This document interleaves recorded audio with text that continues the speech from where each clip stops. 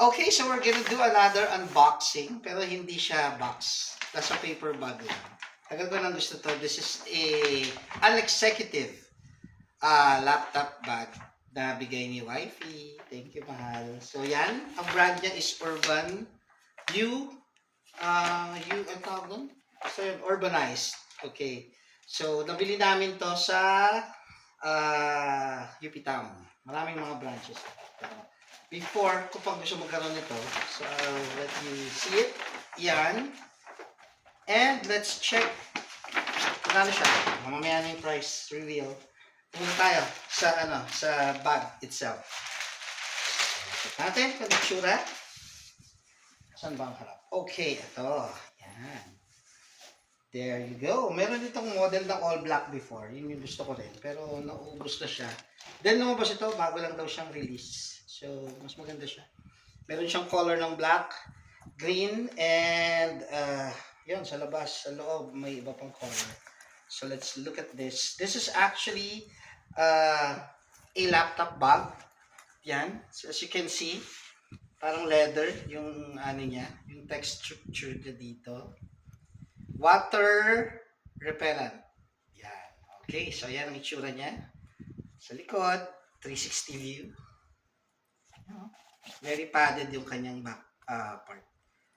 Okay. Tapos ang maganda pa, dito sa likod, meron siyang parang secret pocket. Pwede kang maglagay ng mga money and all. So yan, U-element ang tatak. Okay, sa side, pwede kang maglagay ng bottled water or payong. And other side, meron siyang USB charger. Cellphone charger. Pwedeng USB, pwedeng Type-C. So, ang technique niyan, maglalagay ka ng power bank sa loob. Tapos, dito mo na siya yan. Dito mo isasaksak yung phone mo or tablet. Pwede kang mag-charge. Okay? So, may zipper siya sa harap. Yan. Very, secured yung malalagay mo rito. Tagalin na nga natin itong mga items sa loob.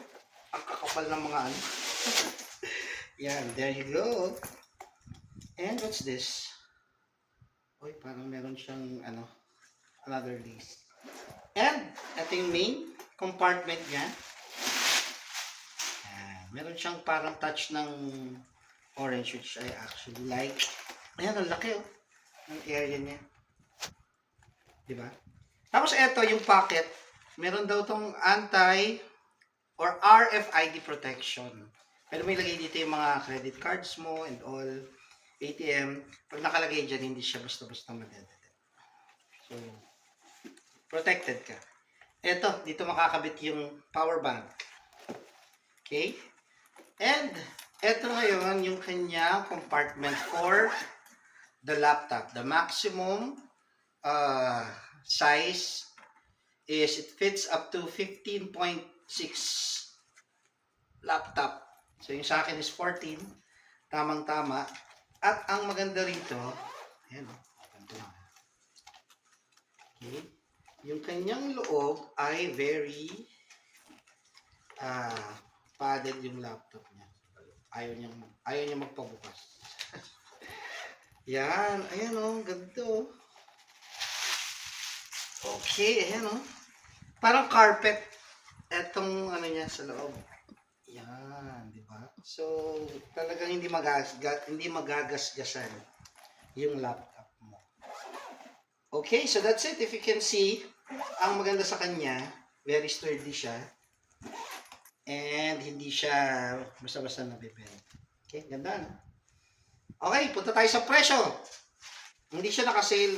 Even before yung kanyang previous model, hindi din nagsisale. But this is amounting to 5,999 pesos. Okay, 599 or close to 6,000. Okay, so there you go. An executive laptop bag. Okay, that's it. Thank you. Thank you, mahal. Thank you. Bye-bye.